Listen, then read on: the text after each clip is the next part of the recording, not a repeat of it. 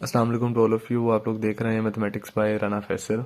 आज हम लोग अपनी क्लास 9 का चैप्टर 1 मैट्रिसेस एंड डिटरमिनेंट्स की जो एक्सरसाइज 1.5 है उसका सोल्यूशन फाइंड करेंगे, बल्कि उसके फर्स्ट 4 क्वेश्चंस का सोल्यूशन फाइंड करेंगे।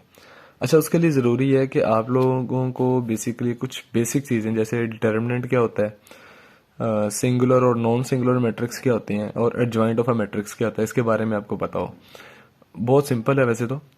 देखें, डिटर्मिनेंट ऑफ अ मैट्रिक्स क्या होता है। अगर आपके पास कोई भी मैट्रिक्स है, सपोज करें ए है, ए बी सी डी, ठीक है। ये कोई भी मैट्रिक्स है, सपोज करें एक मैट्रिक्स है आपके पास ए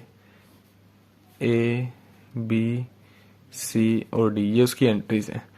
डिटर्मिनेंट ऑफ अ मैट्रिक्स को आप डोनेट करते हो इस तरह, ठीक है। आप साइड पे 2 लाइंस लगाते हो, जो भी मैट्रिक्स, जिस मैट्रिक्स का आपने डिटर्मिनेंट फाइंड करना है उसके इर्द गिर्द, ठीक है। और इस तरह उसको डोनेट कर देते हो, आप लोग डिनोट करते हो। ये आपने लाइंस लगाई, इधर आपने वही एंट्रीज जो ऊपर लिखी हुई वही आपने दोबारा लिखी, ठीक है। और ये दोबारा आपने लाइन इसको लगा दी यहाँ पर। अब डिटर्मिनेंट फाइंड करने के लिए आप लोग क्या करते हो कि जो इसके एडजेसेंट एंट्रीज है ना, जैसे यहाँ पर ए है, यहाँ पर डी है, आपने इन दोनों को आपस में मल्टीप्लाई करना है। और जो ये 2 एंट्रीज हैं इनको आपने आपस में मल्टीप्लाई करना है। सभी जब भी आपने डिटर्मिनेंट फाइंड करना है, यही चीज़ है कि आपने जो इनके जो ये जो एंट्रीज हैं, डायगोनल्स हैं, इनको आपने आपस में मल्टीप्लाई करवा देना है। ये बनेगा ए डी और ये बनेगा बी सी, दरमियान में साइन आ जाता है माइनस का। बस इतनी सी चीज़ है, ये डिटर्मिनेंट फाइंड हो गया उसका। इसके एग्जाम्पल के तौर पे देख लेते हैं कि सपोज करें एक मैट्रिक्स है हमारे पास 1 2 3 और 4। इसका डिटर्मिनेंट आप कैसे फाइंड करेंगे, इसको उसी तरह इस तरह शो करेंगे सबसे पहले, ठीक है। उसके बाद जिस तरह हमने डायगोनल्स को आपस में मल्टीप्लाई किया था, ये सबसे पहले 1 और 4 आपस में मल्टीप्लाई हो जाएंगे, दरमियान में साइन माइनस का आएगा। उसके बाद 3 और 2 आपस में मल्टीप्लाई हो जाएंगे, ठीक है। 1 4 द 4 माइनस का sign as it is, 3 2 the 6, 4 minus 6 minus 2। इसका ए का जो डिटर्मिनेंट है वो -2 है। बस इतनी सी चीज़ है, ठीक है। अच्छा, नेक्स्ट चीज़ है कि सिंगुलर और नॉन सिंगुलर मैट्रिक्स कौन से होते हैं।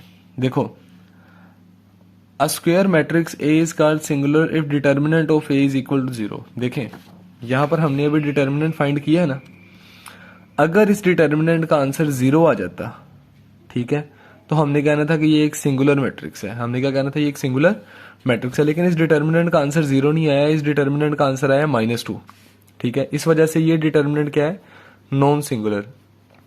ऐसा मैट्रिक्स जिसके डिटर्मिनेंट का आंसर 0 ना आए, ठीक है, उसको आप कहते हैं non singular matrix.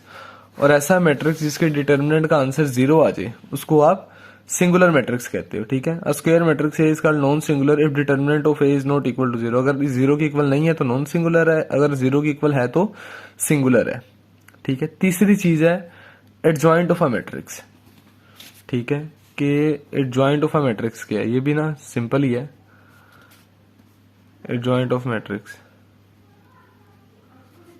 Adjoint of matrix को डोनेट करते हैं, सपोज करें उसी वो जो हमने पहली एग्जांपल ली थी ना, ए इज इक्वल टू 1 2 3 4, उसी का एडजॉइंट लेते हैं, ठीक है। उसको आप डोनेट करते हो, adjoint of A is equal to, आपने उसी तरह ब्रैकेट्स लगाई, ठीक है। एडजॉइंट ऑफ अ मैट्रिक्स में हम लोग क्या करते हैं कि जो ये वाले डायगोनल्स है ना, इनको आपस में चेंज कर देते हैं। जैसे इधर 1 है, इधर 4 है, ठीक है। आपने इधर 4 की जगह 1 कर देना, 1 की जगह 4 कर देना, इनकी पोजीशन आपस में चेंज करते हैं। एडजॉइंट ऑफ अ मैट्रिक्स में 2 काम होते हैं। पहला क्या होता है कि इनकी पोजीशन चेंज हो जाती है, ठीक है। यहाँ पर 4 आ जाएगा और यहाँ पर क्या आ जाएगा 1, और इनकी पोजीशन की जगह इनके साइन चेंज हो जाते हैं। यहाँ पर दोनों के साथ प्लस है तो दोनों के साथ क्या हो जाएगा, माइनस हो जाएगा। तो ये एडजॉइंट फाइंड हो गया। मेरा ख्याल है ये 3 चीजें जो है वो आपको क्लियर है कि डिटर्मिनेंट कैसे फाइंड करते हैं, सिंगुलर और नॉन सिंगुलर मैट्रिक्स क्या होता है, और एडजॉइंट ऑफ अ मैट्रिक्स क्या होता है। ये 3 चीजें जो है वो क्लियर होनी चाहिए आपको इस एक्सरसाइज को सॉल्व करने के लिए। अच्छा, अब इसके क्वेश्चन नंबर 1 की तरफ आते हैं। देखें, उसने कहा find the determinant of the following matrices, ठीक है, ए बी सी डी। आपको 4 मैट्रिसेस गिवन है, आपने उनका डिटर्मिनेंट फाइंड करना है, ठीक है। तो ये देखें, पहला मैट्रिक्स था हमारे पास, ये देखें, ए गिवन था -1 1 2 और 0, ठीक है। इसका डिटर्मिनेंट फाइंड करने के लिए हमने उसी तरह जिस तरह उसने मैं कहा था कि इसकी साइड पे लाइंस लगा दें, वो लगा दी, इसको इस तरह लिख दिया। उसके बाद इसके जो एंट्रीज हैं उनको आपस में मल्टीप्लाई करके दरमियान में साइन माइनस का लगा दिया। -1 किससे मल्टीप्लाई होगा आपका 0 के साथ, दरमियान में साइन माइनस का, फिर 2 किससे मल्टीप्लाई होगा 1 के साथ, -1 into 0 0 minus as it is 2 1 the 2 0 -2 आपका आंसर आ जाएगा। ठीक है, तो ये ए का डिटर्मिनेंट फाइंड हो गया। इसी तरह बी पे आ जाए, ये देखें उसी तरह उसको डिनोट किया इसके साथ, इसके एंट्रीज को आपस में मल्टीप्लाई किया, 1 इंटू -2 दरमियान में साइन माइनस का, 2 इंटू 3 1 -2 द -2 माइनस का sign as it is 2 3 the 6 -2 into -6 -8 होता है। ये बी का डिटर्मिनेंट फाइंड हो गया। सी पे आ जाए, ये लाइन वैसे गलती से लगी है, ठीक है, इसको ना देखिए उस तरह कोई क्रॉस वगैरह कोई ऐसी चीज नहीं है। ये सी का डिटर्मिनेंट आया, उसी तरह इसको इस तरह डिनोट किया, 3 2 द 6 माइनस का साइन 3 2 द 6 6 -6 का आंसर आ गया 0। अच्छा, अब इस डिटर्मिनेंट का आंसर 0 है ना, इसका मतलब है कि ये सिंगुलर है। ये हमने मेंशन इसलिए नहीं किया क्योंकि उसने हमें कहा ही नहीं कि आप सिंगुलर या नॉन सिंगुलर का बताओ, उसने सिर्फ कहा डिटर्मिनेंट फाइंड करो, तो डिटर्मिनेंट फाइंड करने के बाद हमने उसको ये आंसर बता दिया कि ये आंसर आ रहा है। फोर्थ पार्ट है डी इज इक्वल टू 3 2 1 और 4। उसी तरह इसको इस तरह डिनोट किया, और 3 4 द 12 और माइनस का साइन 2 1 द 2 12 -2 10 आंसर आ गया। ठीक है, अब आ जाए इसके क्वेश्चन नंबर 2 के ऊपर। ठीक है, क्वेश्चन नंबर 2 क्या है, पहले उसको एक दफा पढ़ लेते हैं। क्वेश्चन नंबर 2 में उसने कहा है from which of the following matrices are singular और नॉन सिंगुलर। ये उसने क्वेश्चन पूछा है कि इनमें से कौन से मैट्रिसेस ऐसे हैं जो सिंगुलर हैं और कौन से ऐसे हैं जो नॉन सिंगुलर है। तो आपने डेफिनेशन पढ़ी है, अगर डिटर्मिनेंट का आंसर 0 आ जाए तो सिंगुलर है, अगर डिटर्मिनेंट का आंसर 0 ना आए तो नॉन सिंगुलर है। आपको पहला क्वेश्चन ए गिवन है, आपने उसका डिटर्मिनेंट फाइंड किया। देखें 3 इंटू 4 करेंगे, माइनस का साइन 2 इंटू 6 करेंगे, 3 4 द 12 2 6 द 12 12 -12 क्या होता है 0। इसका मतलब ए सिंगुलर है।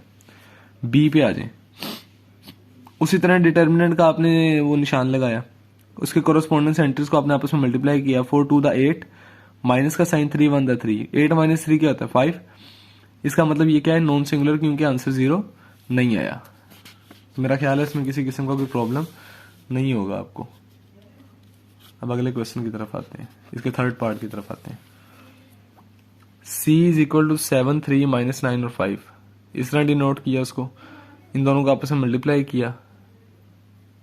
ये मुझे लगता है कुछ ना, ये कुछ छोटी सी एक मिस्टेक हो गई है। यहाँ पर बेसिकली देखें ना, इस तरह इसको डिनोट किया ना, 7 इंटू 5 आना था, मैंने -5 लिख दिया यहाँ गलती से, पता नहीं कैसे। यहाँ +5 आना था, इसको जरा ठीक कर लीजिएगा। ये देखिए इसके कोरोस्पोंडेंस एंट्रीज को वैसे मल्टीप्लाई किया, 7 इंटू 5 किया, माइनस का साइन फार्मूले का 3 और इधर -9 है तो -9 आ जाएगा। 7 5 द 35, यहाँ माइनस की वजह से यहाँ माइनस आया, यहाँ भी प्लस हो जाएगा। 7 5 द 35 और माइनस माइनस का क्या होता है प्लस, 3 9 का क्या हो गया 27। अब आप 27 और 35 को आपस में ऐड करें, ये माइनस इसलिए किया क्योंकि यहाँ पे माइनस लगा था ना, तो उस वजह से ये गलती हुई है। तो 35 और 27 को जब आप प्लस करेंगे तो ये आंसर आएगा 62। ठीक है, तो ये आपका सी का डिटर्मिनेंट फाइंड हो गया, समझ आई। अब नेक्स्ट है डी। डी के एंट्रीज क्या हैं 5 -10 -2 और 4। इस तरह इसको डिनोट किया लाइंस के साथ। उसके बाद आपने इसके कोरोस्पोंडेंस एंट्रीज को मल्टीप्लाई किया, 5 इंटू 4 माइनस का साइन फार्मूले का आ गया, -2 इंटू -10 हो गया, 5 4 का क्या हो गया 20। अच्छा, इस स्टेप को देखें आप, आपको पता है जब माइनस माइनस से मल्टीप्लाई होता है तो प्लस होता है आंसर, ऐसे ही है। ये देखें इसमें 3 माइनस है, ये भी माइनस है, ये भी माइनस है, ये भी माइनस है, minus minus plus, plus minus फिर से माइनस होगा। सिर्फ इस पार्ट में यही एक ट्रिकी पॉइंट है और कुछ भी नहीं है। Minus minus plus, plus minus minus, 10 to the 20, 20 minus 20 क्या हो गया 0। इसका मतलब 0 आंसर है, तो ये भी सिंगुलर है। अब आते हैं इसके क्वेश्चन नंबर 3 के ऊपर कि वो क्या है। अच्छा, उसने कहा है find the multiplicative inverse if it exist of each. ठीक है, आपने उसका मल्टीप्लिकेटिव इनवर्स फाइंड करना है अगर एग्जिस्ट करता है। अच्छा, ये अगर एग्जिस्ट करने से क्या मुराद है, ठीक है, इसको पहले देखें। अच्छा, इफ एग्जिस्ट से क्या मुराद और मल्टीप्लिकेटिव इनवर्स बेसिकली होता क्या है। ठीक है, मैं आपको ना इस चीज का थोड़ा सा आपको एक रिव्यू हल्का सा आपको एक देता हूँ। देखें, कोई भी मैट्रिक्स है, सपोज करें एक मैट्रिक्स है आपके पास ए, ठीक है, उसका मल्टीप्लिकेटिव इनवर्स होगा ए इनवर्स। ठीक है, ए इनवर्स। मल्टीप्लिकेटिव इनवर्स ऐसी चीज होती है, या ऐसा सपोज करेंगे किसी मैट्रिक्स का मल्टीप्लिकेटिव इनवर्स फाइंड कर रहे हैं, तो किसी मैट्रिक्स का मल्टीप्लिकेटिव इनवर्स वो मैट्रिक्स है जिसको उस मैट्रिक्स के साथ मल्टीप्लाई करवाने से आपके पास एक आइडेंटिटी मैट्रिक्स आ जाए, ठीक है। या मैं आसान अल्फाज में अगर बताऊं कि सपोज करें अगर एक नंबर है 2, ठीक है, उसका मल्टीप्लिकेटिव इनवर्स कौन सा नंबर होगा? वो ऐसा नंबर होगा जिसको मल्टीप्लाई करने से आंसर 1 आ जाए। तो आप 2 को किस नंबर से मल्टीप्लाई करोगे कि आंसर 1 आए? 2 को आप करोगे उसके इनवर्स के साथ मल्टीप्लाई 1/2 से, 2 से कैंसिल होगा और 1 आंसर आएगा। इसी तरह 3 का मल्टीप्लिकेटिव इनवर्स 1/3 होगा, ठीक है।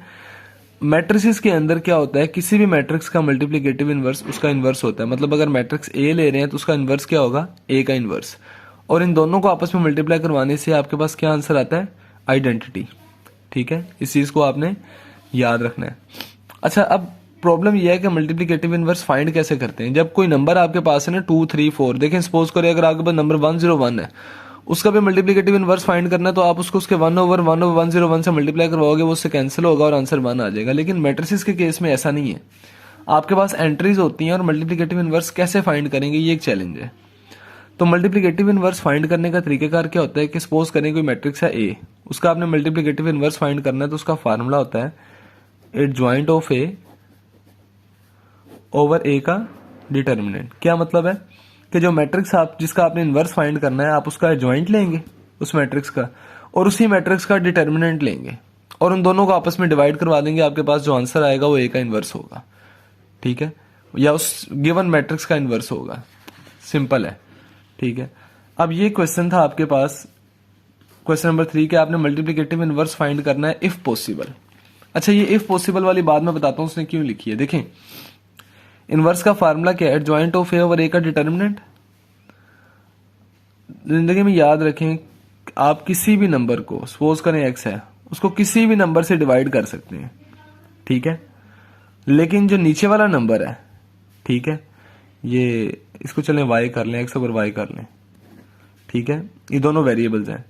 वाई जो है वो 0 के इक्वल नहीं होना चाहिए, क्योंकि नीचे वाला नंबर अगर 0 हो गया तो मैथ में उस चीज को अभी तक डिफाइन नहीं किया जा सका और ना किया जा सकेगा, ठीक है। उसकी वजह यह है कि किसी चीज को जब आप 0 से डिवाइड करते हैं तो इसका मतलब है कि आपने उस चीज के 0 पार्ट्स करने हैं, जो कि प्रैक्टिकली पॉसिबल नहीं है।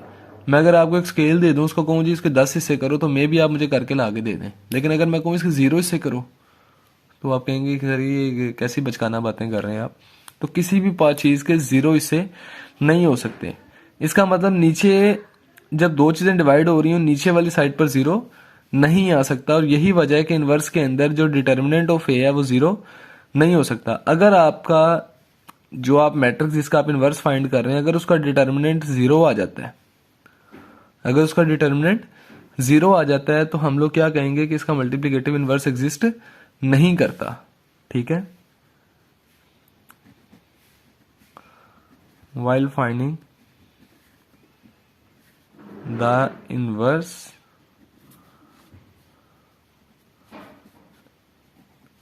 if determinant of a is 0, then we cannot find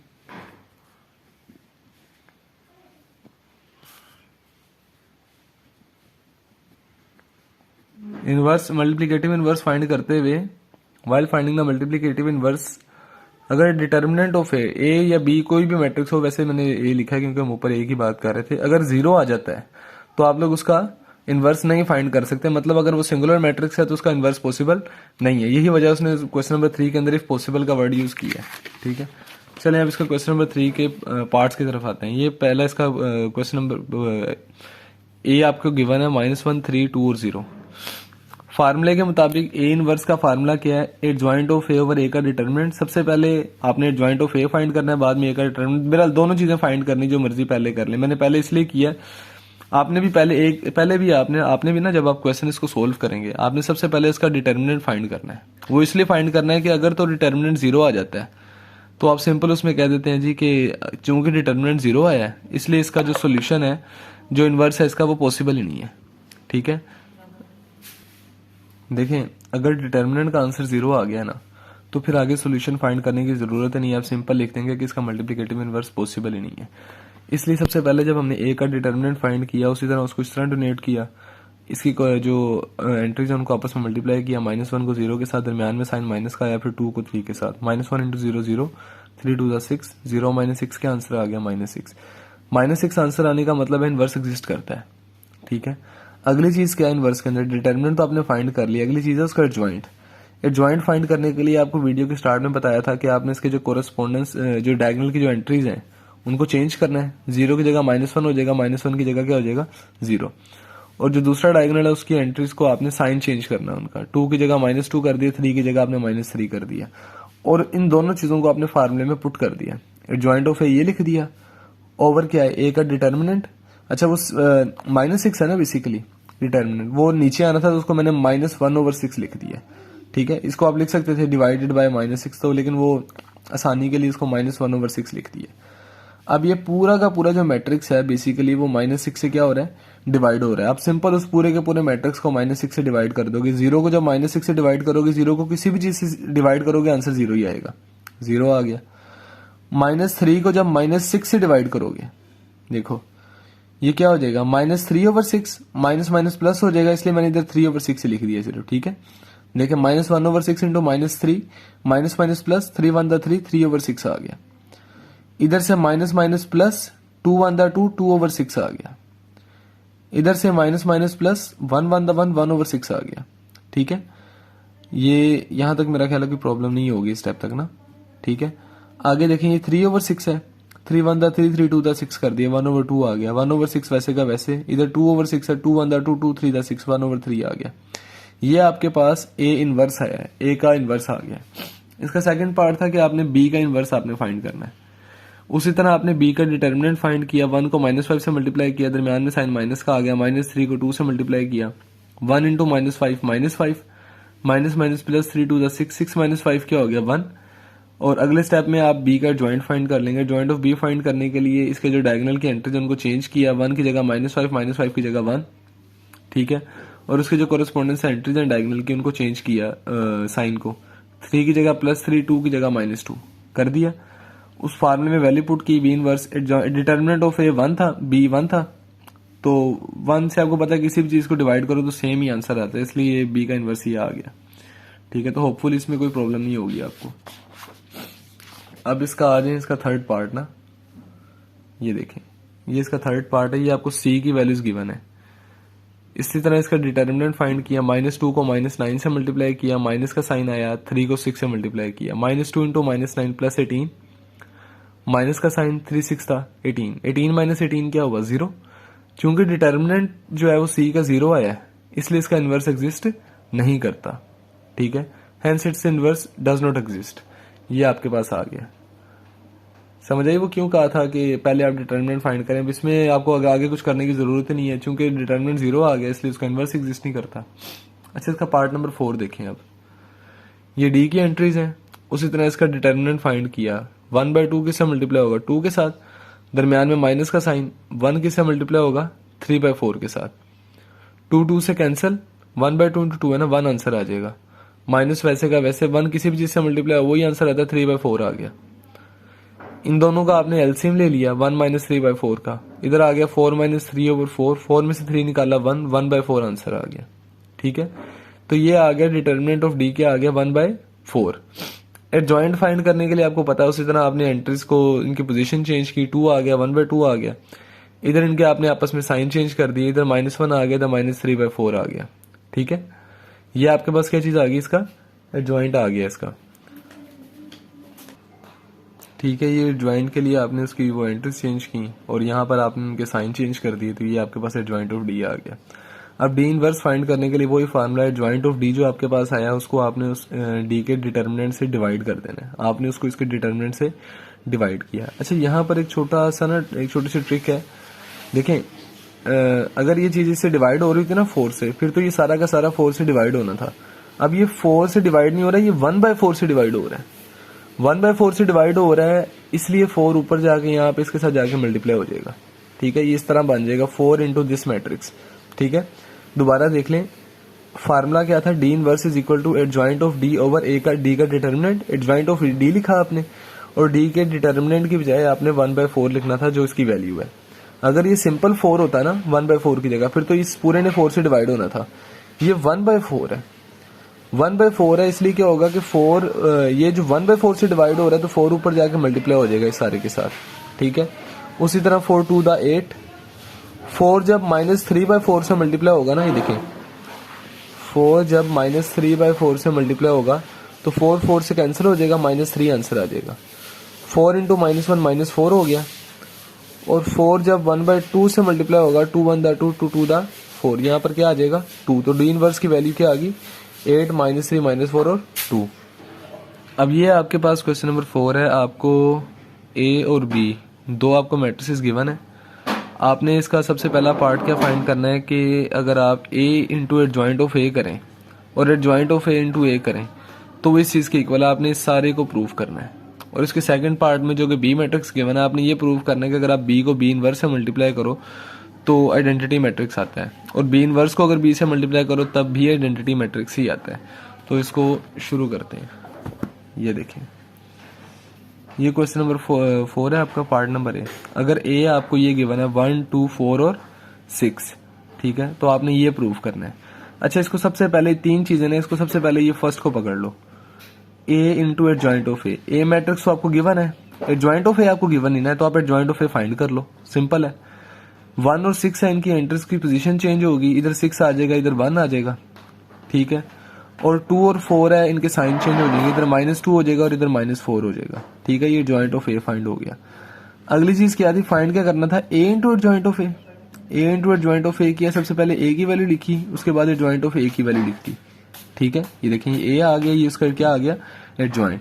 उन दोनों को आपने आपस में क्या करवा दिया, मल्टीप्लाई, क्योंकि दरमियान में कोई साइन नहीं है, इसका मतलब ये आपस में मल्टीप्लाई हो रहे हैं।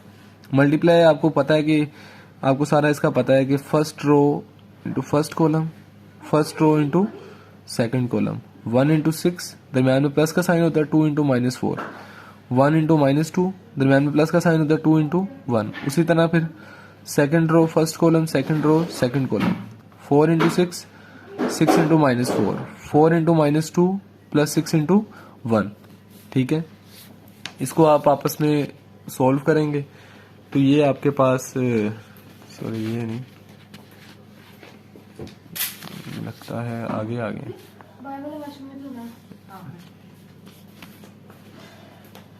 ये देखें, ये आपके पास आंसर आएगा। इसको आपने वो किया है, सिंप्लीफाई किया तो ये आंसर आ गया।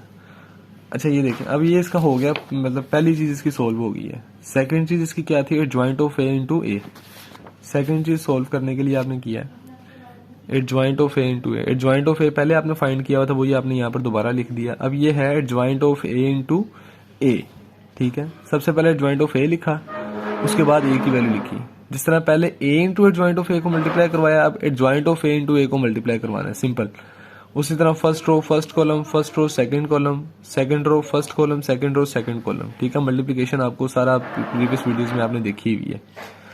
आप 6 1 6 -8, 6 2 12, -12, -4, +4, -8 और +6, इसको आप सिंप्लीफाई करेंगे तो ये आंसर आ जाएगा। अब आप ये देखें, ये दोनों सेम है, बिल्कुल सेम है, ठीक है। ये दो चीजें आपकी फाइंड हो गई हैं। तीसरी चीज थी डिटर्मिनेंट ऑफ ए इंटू आई, ठीक है।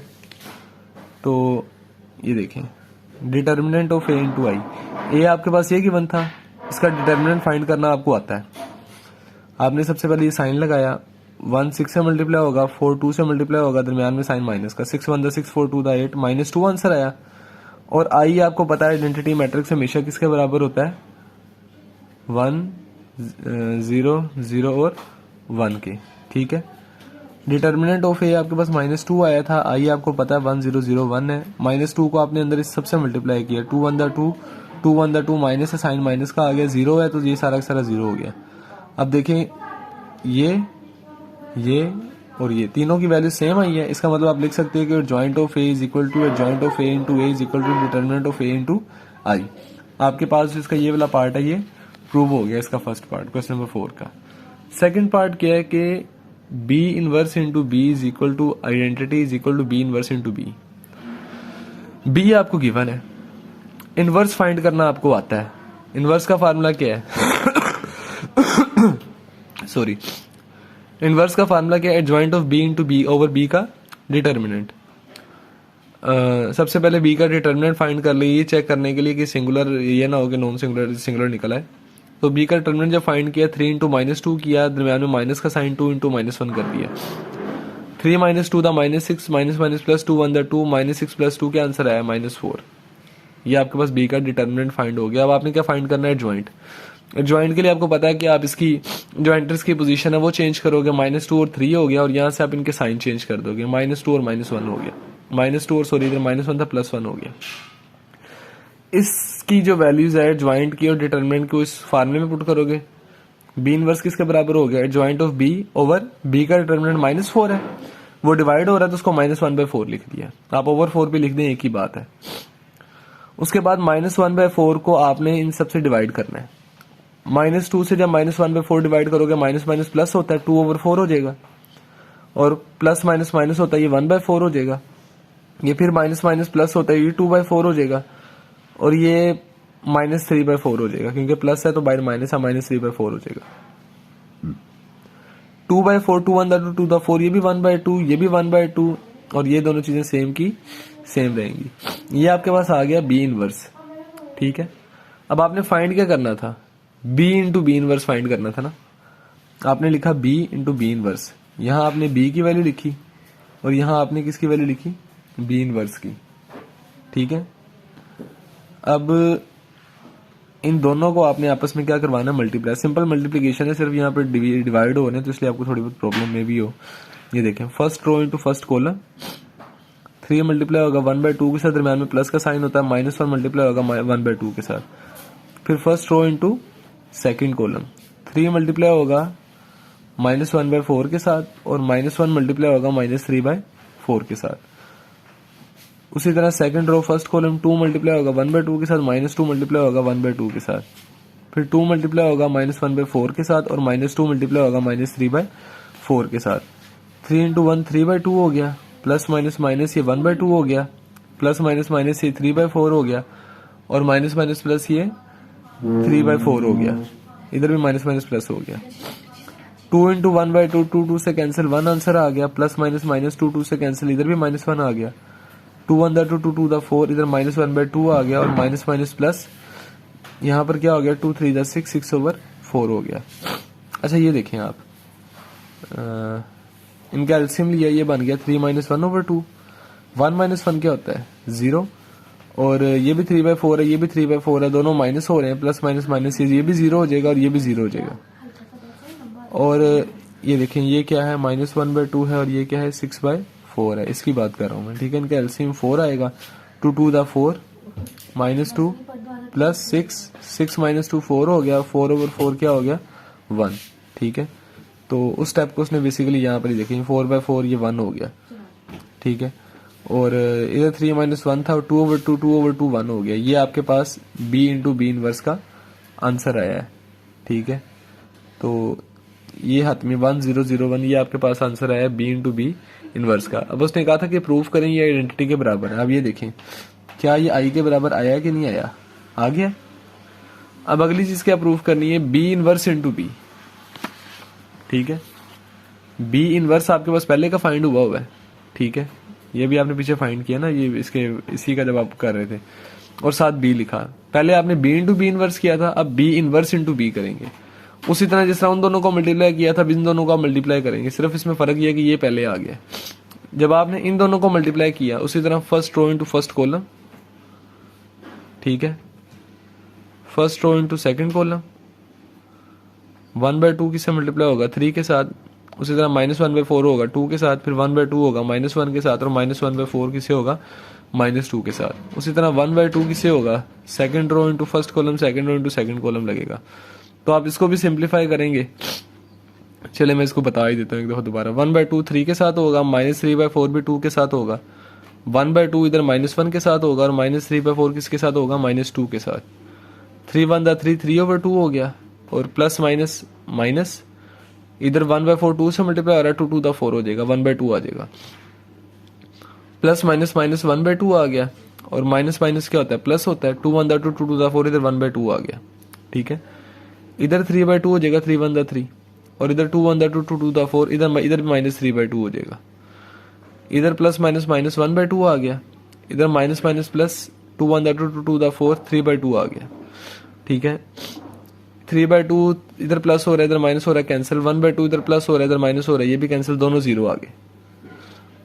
3/2 और -1/2 का एलसीएम लिया, ये बना 3 -1/2, इधर बना -1 + 3/2, 2/2 1 हो गया, इधर भी 2/2 1 हो गया। अब देखें बी इनवर्स बी, ये भी किसके बराबर होता है, आई का। इसका मतलब क्या है, ये चीज जो उसने क्वेश्चन में कही थी ये ठीक है, प्रूव होती है। तो बेसिकली हमने इसके फर्स्ट 4 क्वेश्चंस का सोल्यूशन फाइंड किया इस वाले लेक्चर के अंदर ना। इंशाल्लाह जो नेक्स्ट लेक्चर होगा उसमें हम अगले 2 के साथ जो है वो नेक्स्ट 2 क्वेश्चंस का सोल्यूशन फाइंड करेंगे। वीडियो ज़्यादा लंबी हो रही थी, इस वजह से मैंने इसको सेपरेट किया है। Thank you for watching.